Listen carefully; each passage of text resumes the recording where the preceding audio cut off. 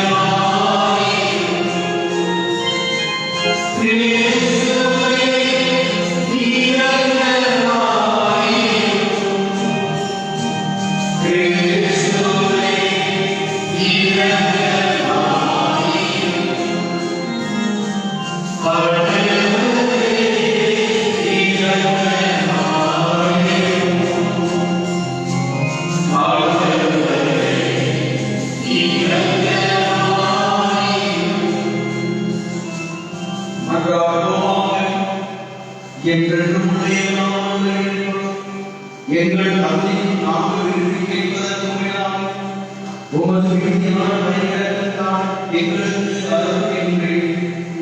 அதனால் எங்கள் மீது உமது இரக்கத்தை பொழிந்து மனசார்ந்தவர்களாக சகலவற்றை மன்னித்து நாங்கள் கேட்க தயங்க மாட்டாமல் நிறைவேற்றுவீராக. உமோடு துணியாமையாளர்களுக்கு இறைவனாக ஆட்சி செய்கின்றவர்களாக மன்றாடுகின்றோம்.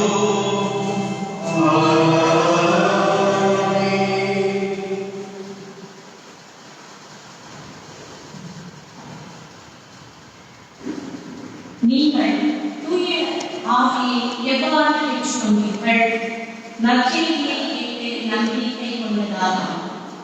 திருத்தூதர் பவுல் கலாத்தியர் எழுதிய திருமுகத்திலிருந்து வாசகம். அதிகாரம் 3 இறைவசனங்கள் 1-5 வரை.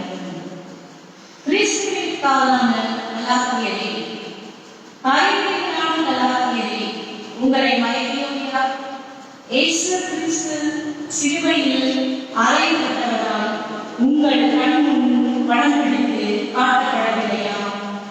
உங்களிடம் ஒன்று மட்டும் கேட்டதை விரும்புகின்றேன். நீங்கள் தூய ஆவியை எவ்வாறு பெற்றுக்கொண்டீர்கள்?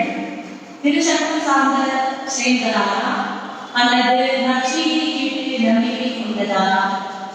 தூய ஆவியால் நீங்கள் தொடங்கிய வழக்கை இப்பொழுது வேறு பெரும் மனித முயற்சியால் நிறைவு செய்ய போகின்றீர்களா? அந்த அளவுக்கு நீங்கள் அறிவீர்களா? நீங்கள் பட்ட இந்த அனைத்தும் வீணானா? வீணாகத்தான் முடியுமா? உங்களுக்கு தூய ஆவியை அளித்து உங்களிடையே வல்ல செயல்களை ஆற்றுபவர் எதை முன்னிட்டு அவ்வாறு செய்கிறார்? நீங்கள் சட்டம் சார்ந்த செயல்களை செய்வதானா அல்லது நற்செய்தியை கேட்டு நம்பிக்கை கொள்வதானா? ஆண்டவர் வழங்கும் அருள்வாக்கு. பதிலை பாட உங்களது இஸ்ரேலின் கடவுளாகிய ஆண்டவரை போற்றுவோம். தம் தூய இறைவாக்கினர் வாயினால் தொடர்பு முதல் அவர் மொழிந்தவர்களே, அவர் தம் ஊழியராகிய தாவீதின் குடும்பத்தில் வல்லமையுடைய மீட்பர் நமக்காக தோன்ற செய்தார். பல்லவி. நம் பகைவரிடமிருந்து நம்மை வெறுப்போர் அனைவரின் பிடியிலிருந்து நம்மை மீட்பார். அவர் நம் மூதாதையருக்கு இரக்கம் காட்டி தமது தூய உடன்படிக்கையும் நம் தந்தையாகிய ஆபிரகாமுக்கு அவரிட்ட ஆணையை நிறைவேற்ற நினைத்தார். பல்லவி. இவ்வாறு நாம் பகைவரின் பிடியிலிருந்து விடுவிக்கப்பட்டு தூய்மையோடும் நேர்மையோடும் வாழ்நாளெல்லாம் அச்சமின்றி அவர் திருமுன் பணி செய்யும் ஆவியை வழிவகுத்தார். பல்லவி. அனைவரும்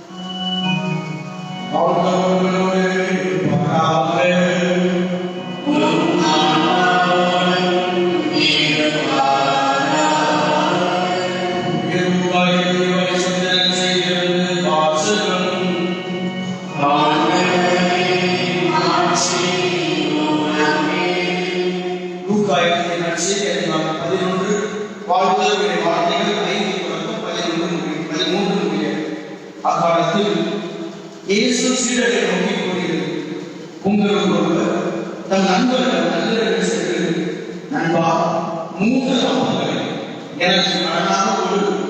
என்னுடைய நண்பர் ஒரு பயணம் செய்யும் வழியில் என்னிடம் வந்திருக்கிறார். அவருக்கு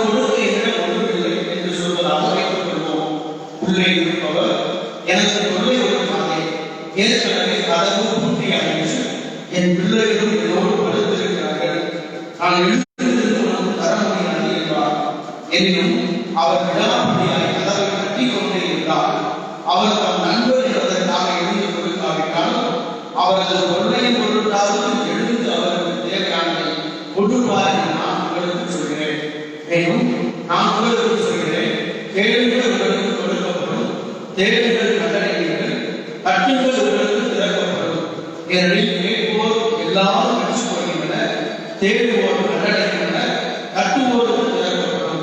பிள்ளை வீணை கேட்டால் உங்களுக்கு எந்த தந்தையாவது வீணுக்கு பதிலாக பாம்பை கொடுப்பாரா? முட்டையை கேட்டால் அவர் தேவை கொடுப்பாரா? தீயோராகிய நீங்களே உங்கள் பிள்ளைகளுக்கு நற்கொடை அளிக்க அறிந்திருக்கிறீர்கள். அப்படியானால் உங்கள் விண்ணக தந்தை நம்மிடம் கேட்போருக்கு தூய ஆவியை கொடுப்பது எத்துணை உறுதி. ஆண்டவரின் அருள்வாக்கு.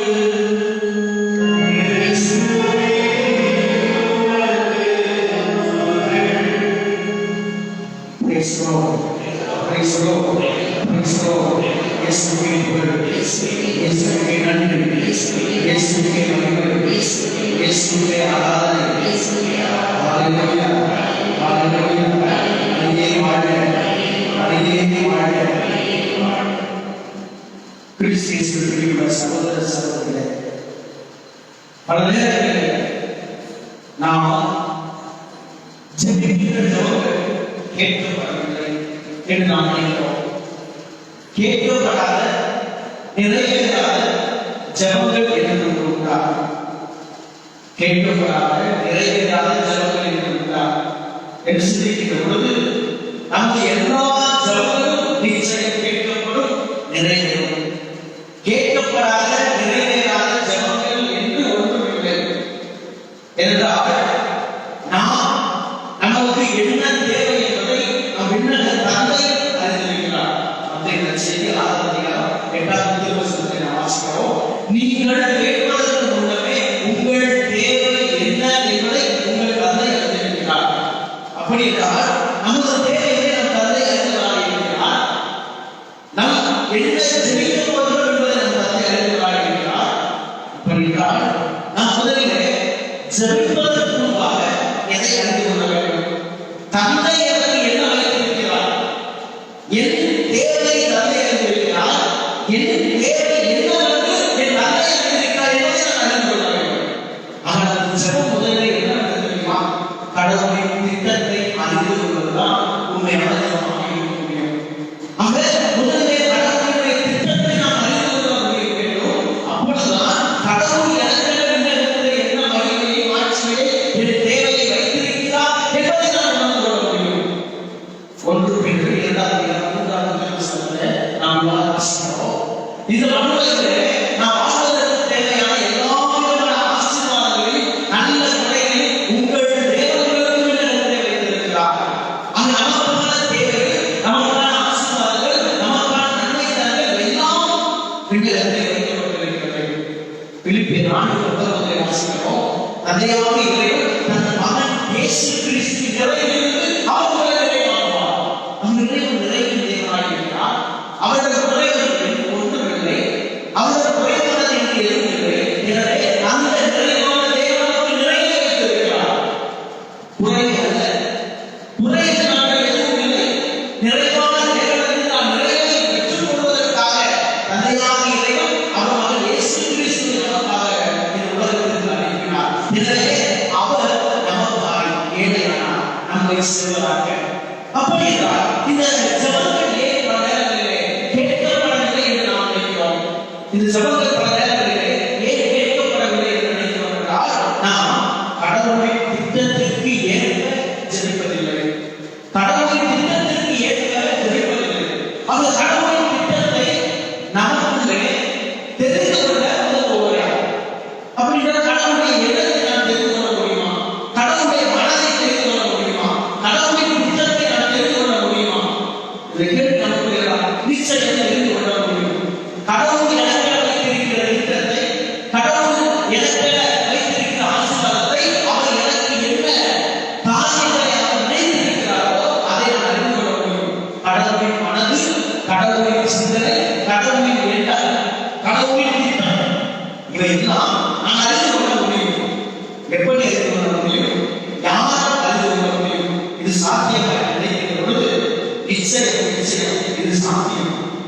சாத்தியம். இரண்டாவது, இறைவன் நமக்குள்ளே தூய ஆவியானவரை கொடுத்திருக்கிறார். யோவான் செய்தியிலே 17வது அதிகாரத்தில் நாம் வாசிக்கிறோம், இதோ உங்களுக்குள்ளே ஆவியானவர் உங்களோடு இருக்கிறார். யோவான் 14:14 ஆண்டவர் சொல்வார், இதோ நாம் அனுப்ப போகிற தூய ஆவியானவர் துணையாக உங்களோடு இருக்கிறார், உங்களுக்குள்ளே இருப்பார். இந்த ஆவியானவர் எனக்குள்ளிருந்து என்ன பண்ணுகிறார்? இந்த கடவுளின் ஆவியானவர் எனக்குள்ளிருந்து என்ன பண்ணுகிறார்? ரோமேயருக்கு 8வது அதிகாரத்தில் நாம் 15வது வசனத்தில் இவ்வாறு வாசிக்கிறோம், மீண்டும் நாம் அச்சத்திற்கு உள்ளாத மனப்பான்மையை அல்ல, மாறாக கடவுளின் பிள்ளைகளுடைய உரிமை தூய ஆவியானவர் என்று சொல்கிறோம். ஆக இந்த ஆவியானவர் முதலிலே என்னை கடவுளை பிள்ளையாக மாற்றுகிறார், உரிமையும் பிள்ளையாக மாற்றுகிறார். இதெல்லாம் ஒன்று கொடுங்க. 2வது அதிகாரம் 12வது வசனத்தில் நாம் வாசிக்கிறோம், நாம் கடவுளிலிருந்து நாம் தூய ஆவியானவரை பெற்றிருக்கிறோம். இயேசு கிறிஸ்துவிலிருந்து நாம் தூய ஆவியானவரை பெற்றிருக்கிறோம். இந்த ஆவியானவர் இரண்டாவது என்ன செய்கிறார்? முதலிலே அவர் என்னை தந்தையின் மகனாக மாற்றுகிறார். என்றால் தந்தை தன் மகன் கேட்டதை ஒருவரும் மறக்க முடியாது.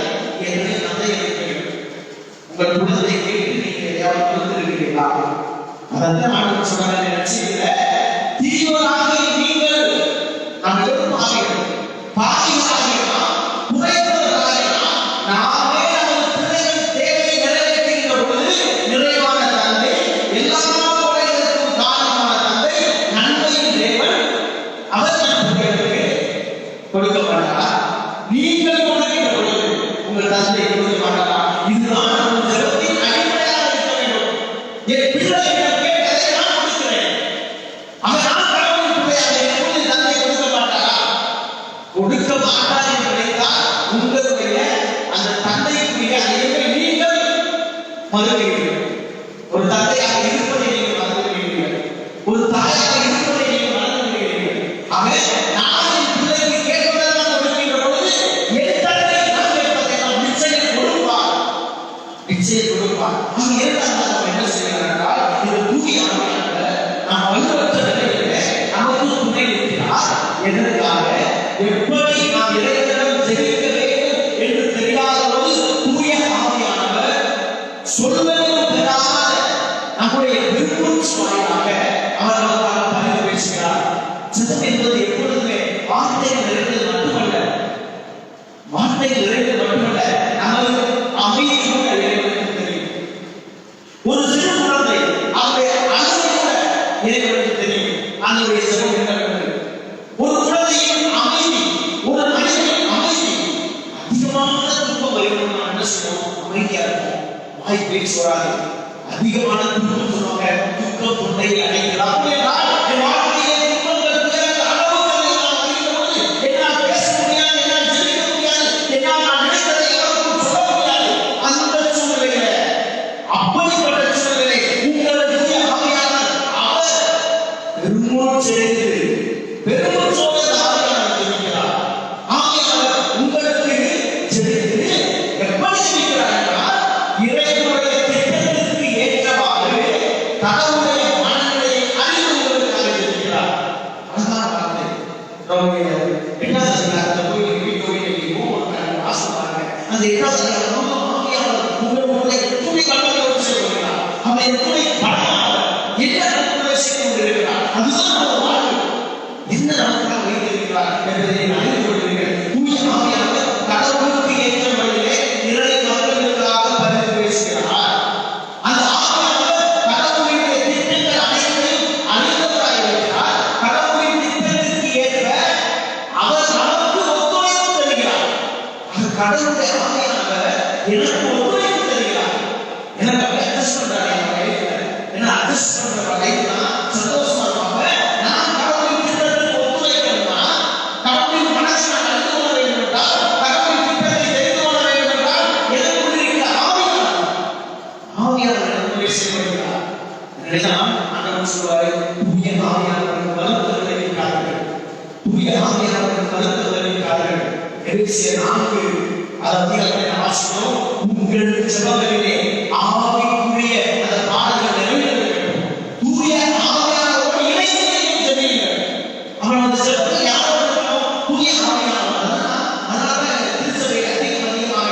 கஸ்மெட்டிக் பிரேயர்ஸ் அதிகமாக இந்த நாட்களில் நாம் அதிகமாக பங்குபெற அழைக்கப்பட்டிருக்கிறோம். தூய ஆவியானவரோடு இணைந்து ஜெபிக்க, தூய ஆவியானவர் எனக்காக ஜெபிக்கிறார், என்னோடு ஜெபிக்கிறார், என்னை ஜெபிக்க தூண்டுகிறார். அந்த ஆவியானவரோடு நாம் ஜெபிக்கவில்லை என்றால் அது வெற்றி ஜெபங்கள், அது வெற்றி வார்த்தைகள், காற்றோடு காற்றை கலந்துகள். அதுதான் ஆவியானவருடைய அந்த பிள்ளைகளோடு அந்த முன் குறித்து வைக்கப்பட்டிருக்கிற ஆவியானவருக்காக ஆவியானவரோடு சேர்ந்து ஜெபிக்க நாம் அழைக்கப்படுகிறோம். அப்படின்றால் நாம் எதை கேட்க வேண்டும்? எஸ்எஸ் சொல்றாரு, நீங்க என்னிடம் கேட்டால் என் தந்தை உங்களுக்கு என்ன கொடுப்பான்னு சொல்றாரு. வீடு, இடம், அந்தஸ்தும் மகிழ்ச்சியான வாழ்க்கை இதெல்லாம் ஆண்டவர் சொல்றாரு, என் தந்தையிடம் நீங்கள் கேட்டால் தூய ஆவியானவரை கொடுப்பார். கொடைகளை அல்ல, கொடைகளை கொடுக்கின்ற ஆவியானவரை கொடுப்பார். God will give, not the gift, but the giver of the gift. கொடைகளை கொடுக்கின்ற ஆவியானவரை கொடுப்பார். கொடைகளை கொடுக்கின்ற ஆவியானவரை கொடுப்பார். எனக்கு தேவை என்று நான் உங்களுக்கு சொல்கிறேன். எவரிடம் எனது தேவை நிறைவேறுமோ அவரிடம் தான் நான் செல்ல முடியும். அப்படி எனக்கு என்னுடைய தேவை எல்லாவற்றையும் போட முடியாது. அது இயேசு நமக்கு என்ன கொடுப்பாரு? நமது செல்வங்களை அல்ல, ஆவியானவரை கொடுப்பார். தூய ஆவியானவர் அனைத்து கொடைகளையும் கொடுப்பார். அனைத்து கொடைகளும் அவரிடமிருந்தே வருகின்றன. அந்த ஆவியானவராலே நாம் அனைத்து விண்ணக கொடைகளையும் பெற்றுக்கொண்டோம். எனவே ஆவியானவரை கேளுங்கள். எனக்காக நான் இந்த ஜெபத்தை செஞ்சுட்டோமா? ஆண்டவரே, நீர் எனக்கு வேண்டும், உமது ஆவியானவர் வேண்டும். இது நான் ஜெபமாக இருக்க வேண்டும். Ask for the Holy Spirit. Don't ask for the gift. Rather ask, pray for the giver of the gift. கொடைகளை கேட்காதீர்கள். கொடைகளை கொடுக்கின்ற தேவனை கேட்காதீர்கள். உங்கள் ஜெபத்திலே ஆவியானவரின் அபிஷேகத்தை கேளுங்கள். ஆவியானவரின் பிரசன்னத்தை கேளுங்கள். கடவுளுடைய உடனிருப்பை கேளுங்கள். விடுதலையின் ஆசீர்வாதத்தை கேளுங்கள். இதுதான் உண்மையான ஜெபம். அப்படி நான் ஜெபிக்கின்ற பொழுது எனக்குள்ளே நம்பிக்கை வரும். அந்த நம்பிக்கை என்னை கிறிஸ்துவிலே நம்பிக்கை உள்ள வைக்கும். எந்த கிறிஸ்துவிலே? சிலுவையில் அறையப்பட்ட கிறிஸ்துவிலே. எத்தனை இடத்தில் வாசம் சொல்கிறது? நான் எதை பற்றி அறிந்து கொள்ள விரும்பவில்லை. ஒவ்வொரு சொல்வார், 1:2 நாம் இந்த உலகத்திலே வாழ்கிற பொழுது எதை பற்றி அல்ல, கிறிஸ்துவின் சிலுவையை பற்றி நீங்கள் அறிந்து கொள்ள வேண்டும். 1:1 வாசிக்கிறோம். சிலுவை நமது வல்லமை. எனவே சிலுவையில் நமக்காக தன்னை கையளித்த அந்த கிறிஸ்துவின் பலியை நாம் பங்குபெறுகிறோம். இந்த பலியை தூய ஆவியானவர் இந்த அன்பரசத்தை கடவுளின் திருத்தமாக மாற்றுவதை போல நம்மை அவர் மாற்றட்டும். நமக்குள்ளே ஆவியானவர் அபிஷேகம் நாளிலே நினைவுபடியாக ஆவியானவரை கேட்டு சிரிப்போம், இறைவனை பெறுவோம். இறைவன் நாம் ஒவ்வொருவரும் அன்புக்காக ஆசீர்வதிப்பாராக. ஆமென்.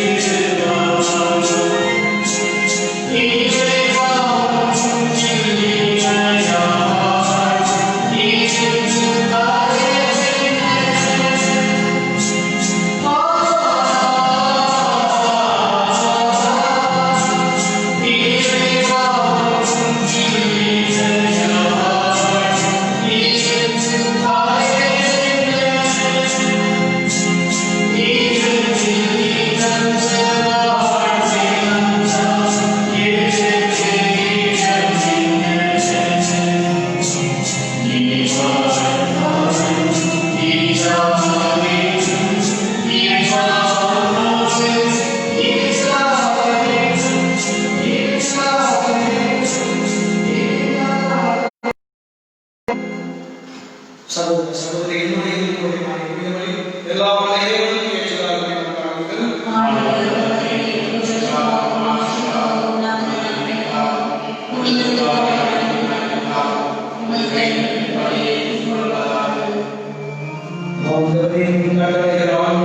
தூய பயங்களால் நிறுவப்பட்ட வழிகளை நீ ஏற்றுக்கொள்ள முன்னேறி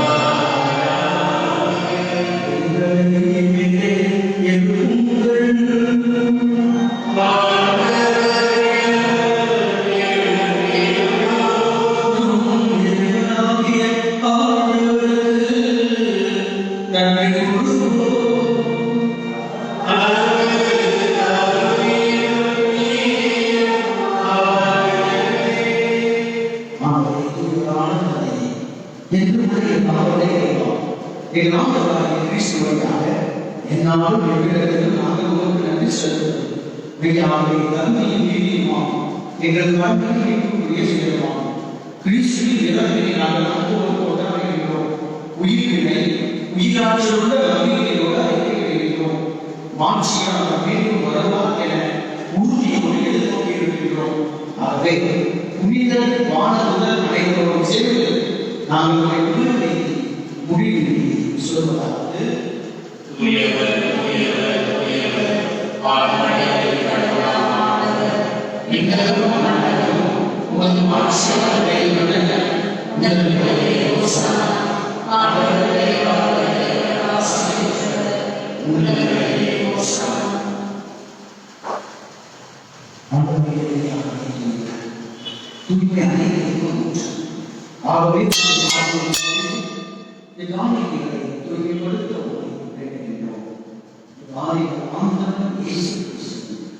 உடலும் ரத்தமுமாக எங்களுக்கு ஒரு பாடுபட அப்பத்தை எடுத்து நன்றி செலுத்தி அதை விட்டு தம் சீடர்கள் அழைத்தார்.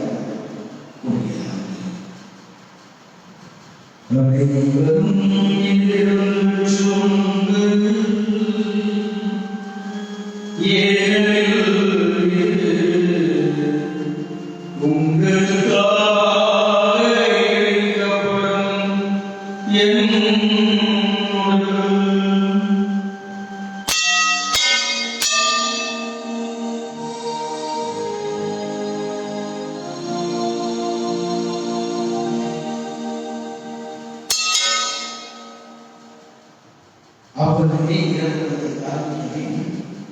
கிண்ணத்தை எடுத்து வீட்டுமாக தம் சீடர்களுக்கு அழைத்தார். கூறினார், அனைவரும் எழுந்து வருகுங்கள்.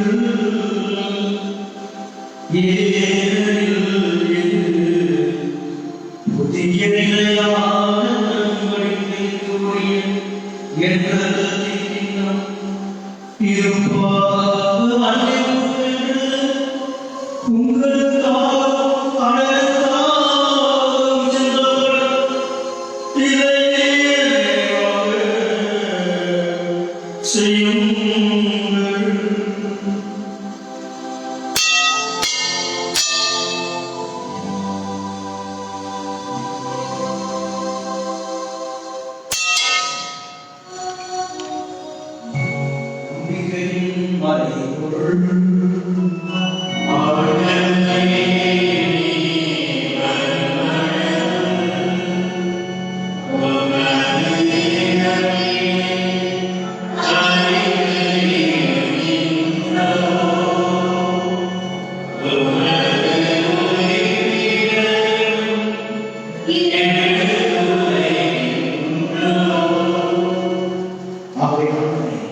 நாங்கள் கிறிஸ்துவின் இறப்பினை நினைவோடு வாழ்வதன் நோக்கத்தை மீட்பளிக்கும் தினத்தை கொடுக்கிறோம். உன் திருமுறையில் ஊழியருடைய தகுந்தவர்கள எங்களை ஏற்றுக்கொண்டு எனவே செலுத்துகின்றோம். மேலும் கிறிஸ்துவின் உடலிலும் ரத்தத்திலும் அவரோடு எங்களை தூய ஆவியாரும் செலுத்த வேண்டும் என உண்மை தாழ்வுகின்றோம். ஆண்டவரை எங்கள் திரு அவையை நினைவு எங்கள் தந்தை எங்கள் ஆயிரம் சார் எல்லா திருநிலைகளாக உங்கள் திரு சகோதர சகோதரிகள் எனது அனைவரையும்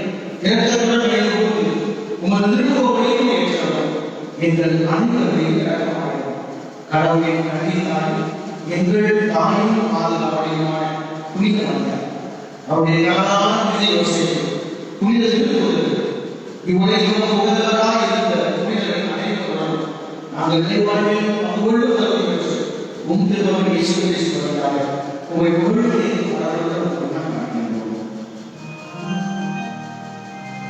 இவர் வழியாக இவரோடு எல்லா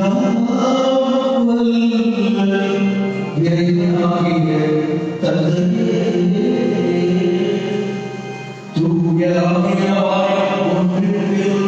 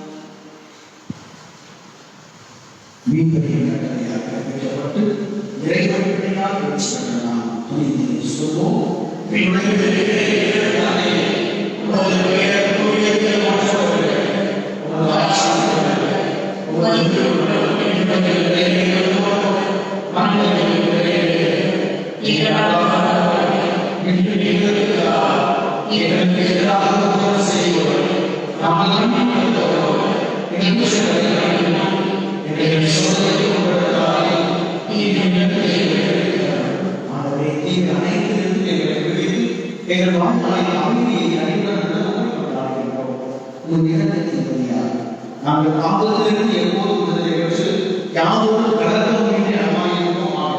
நாங்கள் எதிர்நோக்கி இருக்கும் வேறுகளுக்காகவும் என் வீட்டராகிய இயேசு கிறிஸ்து வருகைக்காகவும் காத்திருக்கின்றோம். ஆண்டவரே இயேசு கிறிஸ்து அமைதியை உங்களுக்கு பேசுகிறேன், என் அமைதியை உங்களுக்கு அளிக்கிறேன் என்று உங்களுடைய நிகழ்வாக உமது திருவையின் நம்பிக்கையை நோக்கி உமது விருப்பத்துக்கு ஏற்ப அதற்கு அமைதியையும் ஒற்றுமை அளிக்கிறார்கள் என்று வாழ்ந்து ஆட்சி செய்கின்றனர். ஆண்டவரே அமைதி உங்களோடு இருப்பதாக.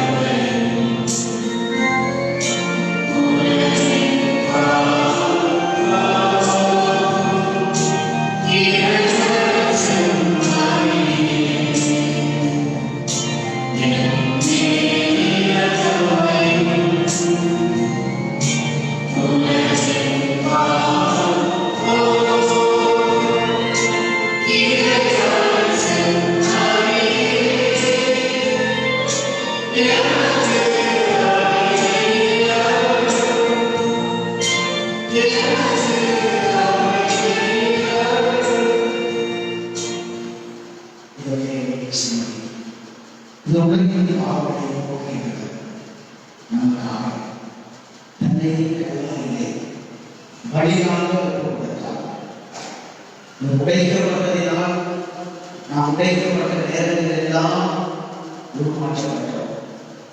இவர் காயப்பட்டதினால் நம் காயங்கள் எல்லாம் சுகமாகின. இறைவனுடைய திருத்தலுக்கு அடைக்கப்பட்டு பெயர் பெற்றோர்.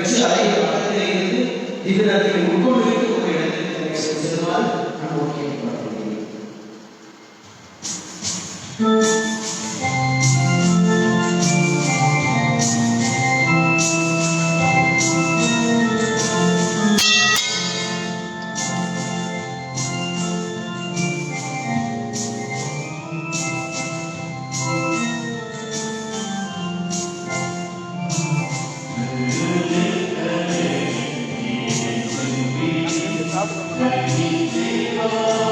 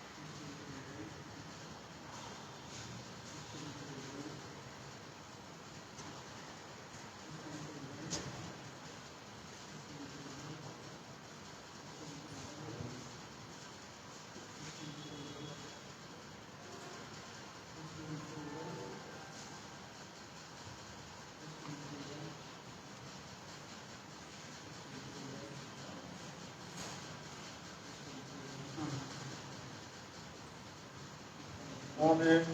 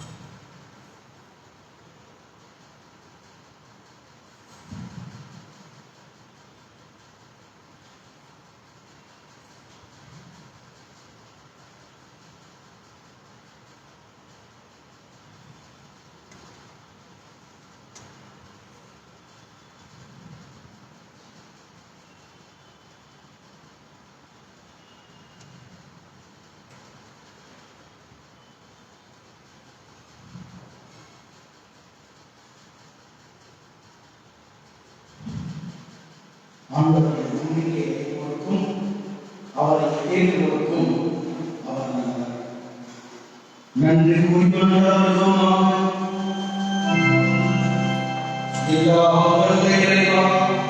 நாங்கள் பெற்றுக்கொண்ட பரிசில் அவருடைய கூட்டுடன் கூட்டமும் பெறுகின்றோம். இவ்வாறு நாங்கள் ஆராதனை நாளில் எங்களுக்கு வருவீராக. எங்கள் ஆண்டவராகிய கிறிஸ்து வழியாக மன்றாடுகின்றோம்.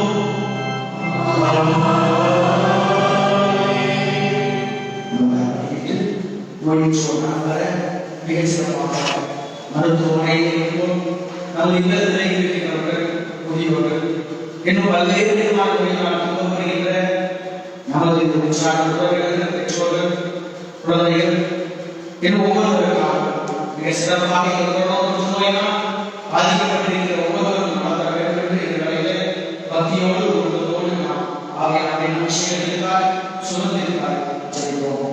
ஆண்டவரே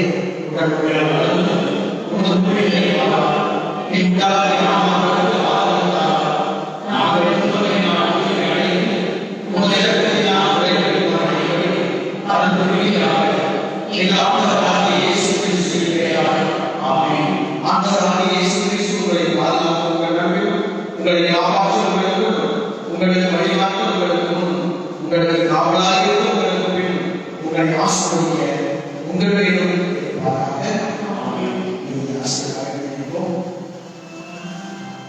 ஆண்டவர்